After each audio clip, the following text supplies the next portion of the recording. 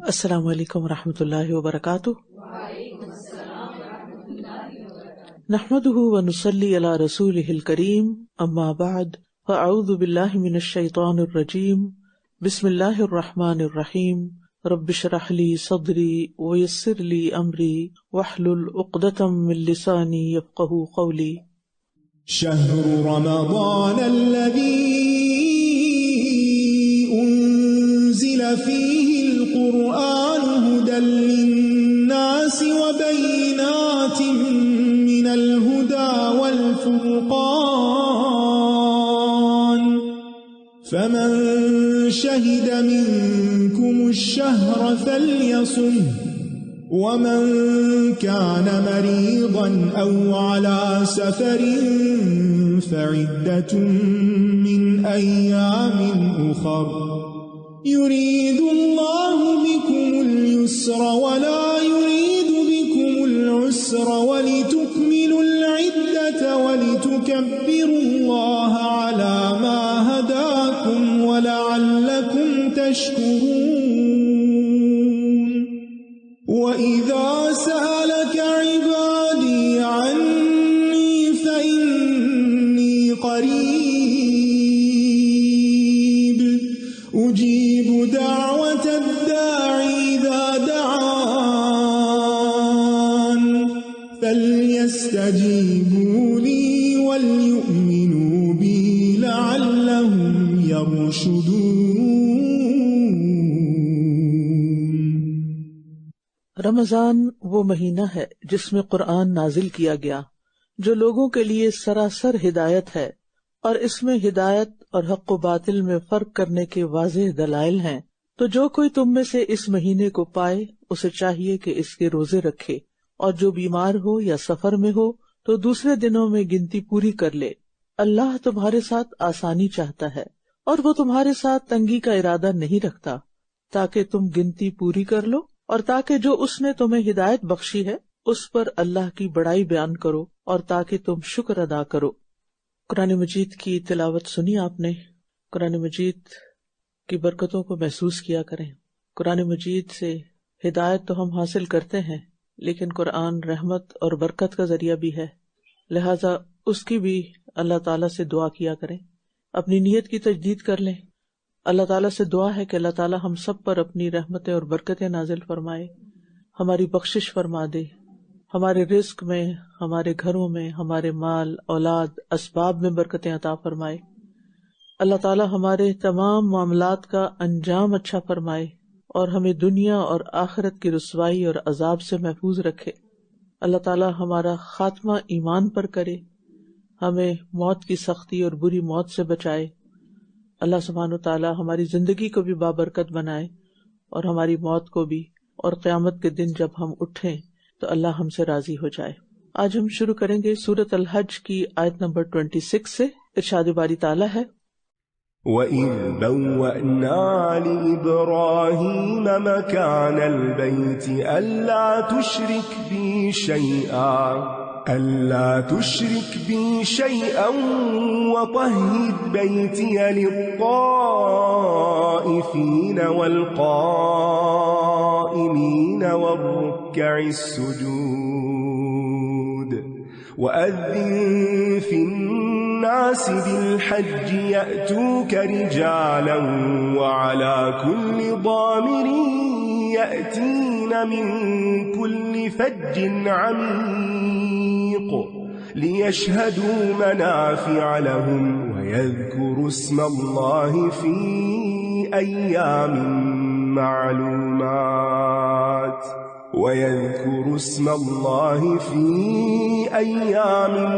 مَّعْلُومَاتٍ عَلَى مَا رَزَقَهُم مِّن بَهِيمَةِ الْأَنْعَامِ فَكُلُوا مِنْهَا وَأَطْعِمُوا الْبَائِسَ الْفَقِيرَ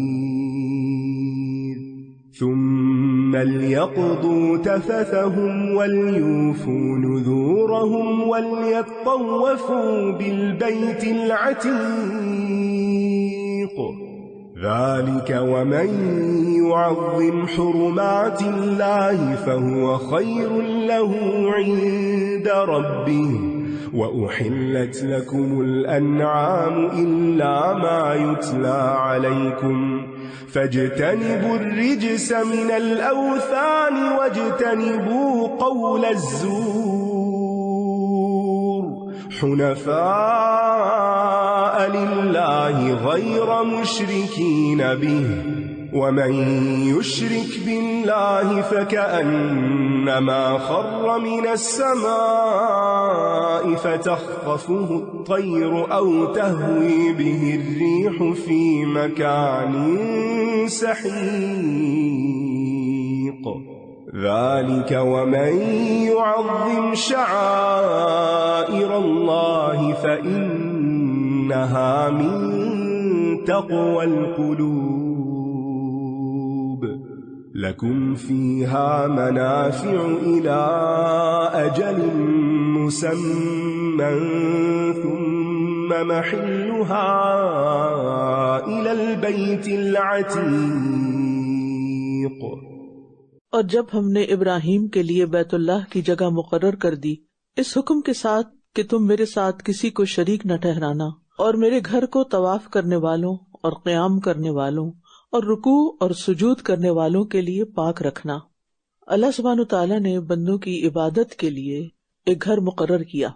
ابراہیم علیہ السلام کے لیے وہ جگہ مقرر کی گئی اور اس مقصد کے لیے یہ گھر بنایا گیا کہ لوگ صرف ایک اللہ کی عبادت کریں اور کسی کو اس کے ساتھ شریک نہ ٹھہرائیں اور اس گھر کو پاک صاف رکھیں ان لوگوں کے لیے جو وہاں عبادت کے لیے آئیں. یہ حکم تو اگرچہ بیت اللہ کے لیے دیا جا رہا ہے لیکن اس کے بعد تمام مساجد کے لیے یہی حکم ہے کہ مساجد کو صاف ستھرا رکھنا چاہیے. اللہ کے مقرب بندوں نے، اللہ کے مقرب پیغمبروں نے اللہ کے گھر کو صاف رکھا اور انہیں یہ ڈیوٹی سپرد کی گئی. اور یہ کسی بھی انسان کے لیے بہت آنر کی بات ہے، بہت شرف کی بات ہے، عزت کی بات ہے کہ وہ اللہ کے گھر کی تکریم کرے اور اس کو صاف ستھرا رکھے اور اس میں اپنا حصہ ڈالے. نہ صرف یہ کہ ظاہری صفائی بلکہ اس کے علاوہ شرک کی نجاست سے بھی ان جگہوں کو پاک رکھا جائے. جہاں تک ظاہری صفائی کا تعلق ہے تو اس سے ظاہر میں نظر آنے والا جو بھی کوڑا کرکٹ ہو یا کوئی بھی چیز چھوٹی یا بڑی ان سب سے مسجد کو صاف کرنا چاہیے. وقتاً فوقتاً مسجد کو معطر کرنا چاہیے، خوشبودار کرنا چاہیے اور مسجد کے ایک ایک حصے کو، چھت کو، کارپیٹس کو، کھڑکیوں کو، پنکھوں کو، لائٹس کو، یعنی کوئی بھی چیز جو مسجد میں ہو ان سب کو صاف رکھنے کی ضرورت ہے. اور پھر یہ کہ اگر خاص موقع ہیں جیسے رمضان کا موقع ہے یا پھر عید کا موقع ہے یا کوئی اور خاص موقع ہے تو اس وقت مزید صفائی ستھرائی اور یعنی اس کو خوبصورت بنانے کا بھی اہتمام کیا جائے. اور اس کے علاوہ اگر وہاں پر کچھ کتابیں رکھی ہوئی ہوں ان کو بھی ترتیب سے رکھا جائے. اگر کوئی اعلان یا اشتہار اس کے آس پاس لگا ہوا ہو تو اس کو بھی کسی ترتیب اور خوبصورت طریقے سے وہاں رکھا جائے. اسی طرح یہ ہے کہ بعض لوگ بہت زیادتی کرتے ہیں کہ گھر سے پھٹے پرانے سپارے اور مصحف وغیرہ لا کے مسجد میں رکھ دیتے ہیں اور بعض اوقات وہ نیچے گر رہے ہوتے ہیں اور بعض اوقات ایک بدنما منظر پیش کرتے ہیں. تو ان چیزوں سے بھی پرہیز کرنا چاہیے. اور اسی طرح اگر مساجد کو رنگ و روغن کی ضرورت ہے، پینٹ کی ضرورت ہے، کوئی اس میں مینٹیننس کی ضرورت ہے تو اس میں بھی شوق سے اور بڑھ چڑھ کر حصہ لینا چاہیے. مسجد اللہ کا گھر ہوتی ہے اور اللہ کے گھر میں آنے والے اللہ کے مہمان ہوتے ہیں تو ان مہمانوں کی بھی عزت اور تکریم کرنی چاہیے. اور اسی طرح اب مساجد کے بعد وہ جگہ جہاں پر آپ بیٹھ کر قرآن پڑھتے ہیں، جہاں دین سیکھتے ہیں، ان کو بھی صاف کرنا چاہیے. اور ان کے بھی صرف ظاہری صفائی نہیں، ان کے کونے کھدرے، دروازوں کے پیچھے جالے، نیچے ایسی جگہ آپ ذرا جھانکے آج دیکھیں کلاس کے بعد کسی وقت اس کو تھورو مل جل کر سب ایسی صفائی کریں کہ کوئی جگہ نہ بچے. اس سے بھی زیادہ جو ہم اپنے گھر کی کرتے. ہمارا گھر تو ہمارا گھر ہے نا، یہ اللہ کا گھر ہوتا ہے جہاں اللہ کا کلام پڑھا جاتا ہے اور اللہ کا ذکر کیا جاتا ہے. جتنی ہمیں اللہ سے محبت ہوگی، اللہ کے دین سے محبت ہوگی، اتنی ہی ہمیں ان جگہوں سے بھی محبت ہوگی جن میں یہ سارے کام کیے جاتے ہیں. اور اسے اپنی سعادت سمجھنا چاہیے. اور صرف یہ مردوں کے لیے نہیں حکم، یہ عورتوں کے لیے بھی ہے. وہ خاتون جو مسجد نبی کی صفائی کیا کرتی تھی اور اچانک فوت ہو گئی تو نبی صلی اللہ علیہ وسلم کو بتائے بغیر انہیں دفن کر دیا گیا. تو آپ نے ان کی قبر پر جا کر دوبارہ ان کا جنازہ پڑھا اور ان کے لیے دعائیں کی اور یہ ان کو شرف بخشا کیونکہ وہ اللہ کے گھر کو شرف بخشتی تھی. اور لوگوں میں حج کا اعلان کر دو وہ تیرے پاس پیدل چل کر اور ہر لاغر اونٹ پر ہر دور دراز پہاڑی راستے سے آئیں گے۔ ابراہیم علیہ السلام نے اس حکم پر عمل کیا اور لوگوں میں اعلان کیا۔ کہنے لگے میری آواز کون سنے گا؟ اللہ تعالیٰ نے فرمایا تم اعلان کر دو، آواز پہنچانا میرا کام ہے۔ بندہ صرف اپنا کام کرتا ہے جس کا اللہ اسے حکم دیتا ہے، اور آگے اس میں اثر ڈالنا، اس کو قبول کرنا، اس کی برکتیں، اس کے فائدے، وہ سب اللہ کے ذمے ہوتے ہیں۔ تو ابراہیم علیہ السلام نے پہاڑ پر کھڑے ہو کر پکارا، لوگو اللہ نے تم پر حج فرض کیا ہے، لہٰذا حج کو آؤ۔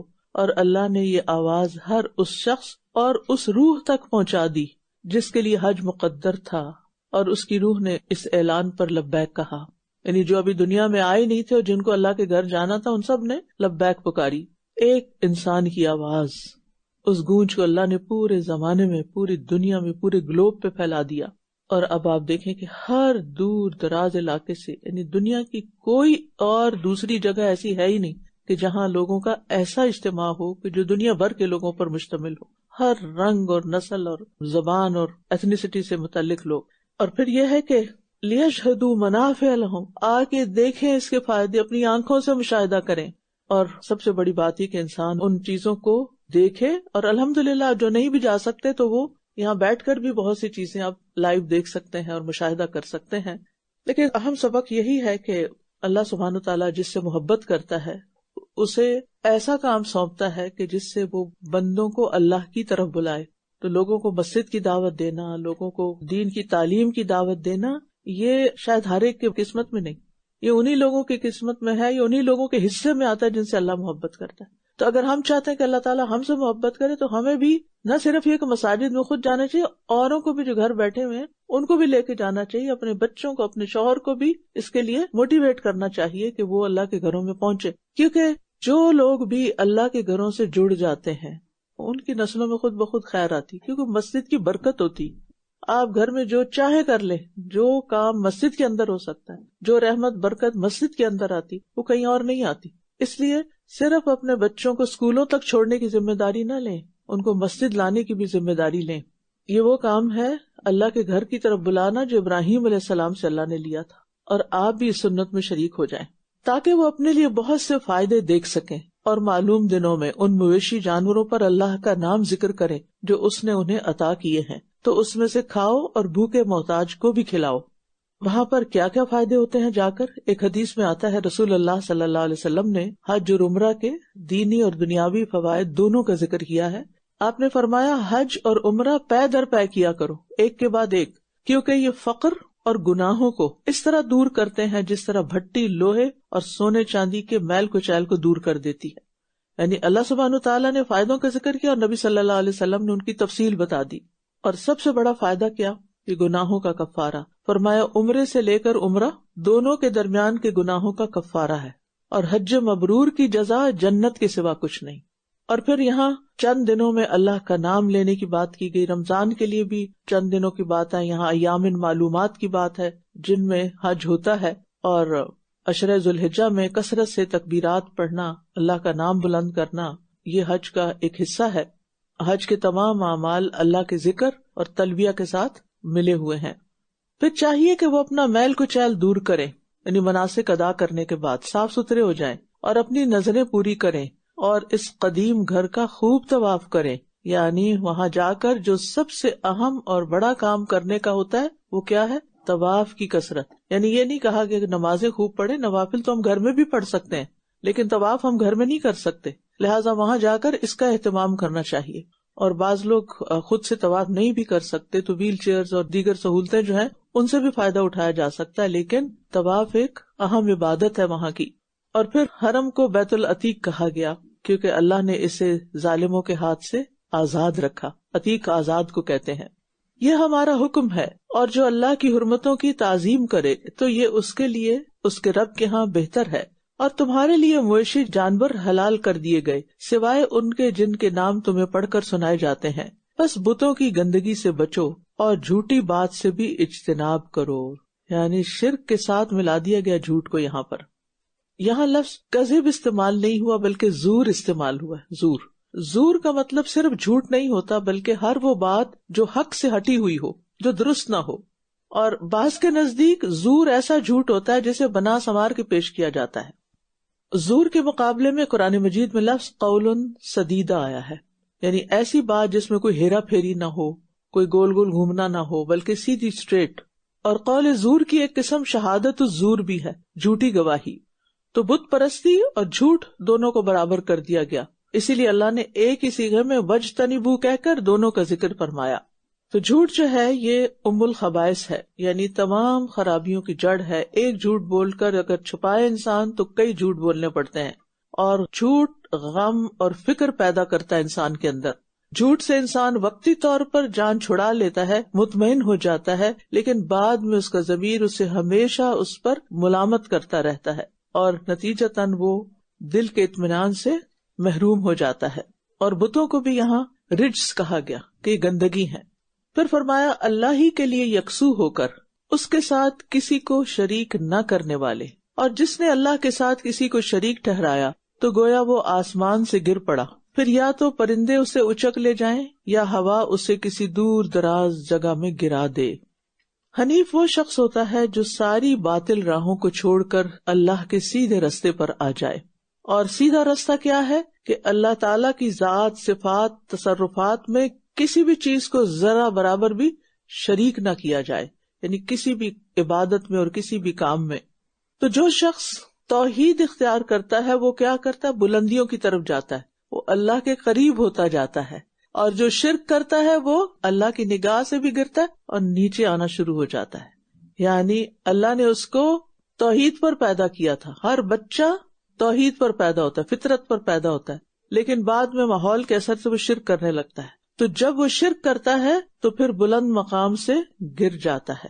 اور اسے مثال سے سمجھایا گیا کہ اب یا تو اسے پرندے راستے میں اچک لیں گے، یعنی جو اوپر سے گر رہا ہے نیچے، یعنی یہ کون سے پرندے ہیں جو اسے اچک لیتے ہیں؟ جیسے بتوں کے پجاری یا مجاور وغیرہ، ان کے ہتھے چڑھ جائے گا اور وہ اسے خوب لوٹیں گے۔ یا ہوا اسے بہت دور جگہ میں گرا دے گی، یعنی اگر کسی کے قابو میں نہ آیا تو اللہ سے تو بدظن ہو ہی چکا ہے، پھر اسے اس کی خواہش بہت دور گہری جگہ میں گرا دے گی، یعنی ان چیزوں سے پھر منکر ہو کے شاید دہریہ ہی بن جائے۔ تو دونوں صورتوں میں اس کے بچنے کی کوئی صورت نہیں۔ حسن بصری کہتے ہیں اس آیت میں کفار کے اعمال کو اس حالت سے تشبیہ دی گئی ہے کہ وہ سب ضائع ہو جاتے ہیں اور ان کے ہاتھ کچھ نہیں آتا۔ تو بہرحال یہ ایک فیکٹ ہے کہ جو شخص توحید کھو دیتا ہے وہ پھر مسلسل پستیوں میں گرتا چلا جاتا ہے، اور حج دل میں نئے سرے سے توحید کو مضبوط کرتا ہے۔ وہاں جا کر سب بھول جاتے ہیں، صرف ایک اللہ ہی کی یاد ہوتی ہے۔ یہ اس طرح ہے، اور جو کوئی اللہ کی نشانیوں کی تعظیم کرتا ہے تو یقیناً یہ دلوں کے تقویٰ میں سے ہے، یعنی جس کے دل میں اللہ کی محبت ہوگی وہ ہر اس چیز کا ادب کرے گا جو اس سے منسوب ہوگی، جس کا اس سے تعلق ہوگا، جیسے شاعر اللہ، بیت اللہ، کوئی بھی چیز جس کو اللہ نے اپنی طرف نسبت دی، کتاب اللہ، کلام اللہ۔ تو ان چیزوں کی توہین یا بے حرمتی وہی شخص کر سکتا ہے جس کے دل میں اللہ کا خوف نہ ہو اور نہ اس کی کوئی محبت ہو۔ اور اس سے یہ بھی پتہ چلتا ہے کہ اصل عبادت دل کی عبادت ہے۔ اگر دل میں ادب نہیں اللہ کا، محبت نہیں اللہ تعالی کی، اس کے دین کی، اس کی کتاب کی، اس کے نبی کی، اس کے گھر کی، اس کی عبادت کی، تو پھر سب کچھ بے روح ہے، صرف ایک حاضری لگانے والی بات ہے۔ اور یہ سب چیزیں پھر انسان کے اوپر ایک بوجھ ہے۔ اللہ نے محبت کو کیوں لازم قرار دیا، دلوں کے ساتھ اس کو کیوں متعلق کیا؟ کیونکہ جو چیز دل سے کرتا ہے نا انسان، اس میں نہ تھکتا ہے اور نہ بوجھ محسوس کرتا ہے، اور نہ ہی اس کو کر کے پریشان ہوتا ہے، چاہے اس پر اس کو کوئی بھی صلہ نہ ملے، کہ اس نے شوق سے کیا۔ کیونکہ جہاں محبت ہوتی ہے نا وہاں حساب کتاب نہیں ہوتے۔ تمہارے لیے ان چوپایوں میں ایک مقرر وقت تک کچھ فائدے ہیں، پھر ان کے حلال ہونے کی جگہ اس قدیم گھر کی طرف ہے، یعنی قربانی کے جانوروں سے فائدہ اٹھانا ان کی تعظیم کے منافی نہیں، کیونکہ یہ جانور بھی اللہ کے راستے میں ہوتے ہیں اور ایک خاص مقصد کے لیے جا رہے ہوتے ہیں۔ تو پھر اللہ ہی نے ان کو پیدا کیا اور ہمارے فائدے کے لیے کیا، کیونکہ بعض اوقات یہ ہوتا ہے نا کہ اللہ کے راستے میں جس سواری پر جا رہے سے پہلے اونٹ پہ جاتے تھے یا اسی طرح کی چیزوں پر، تو پھر یہ چیز نہ آ جائے کہ یہ بڑے معزز مکرم ہے لہٰذا ان کو ہاتھ نہ لگاؤ، ان کو ذبح نہیں کر سکتے یا ان کو پوجنا شروع کر دے، نہیں، ہر چیز اپنی حد کے اندر۔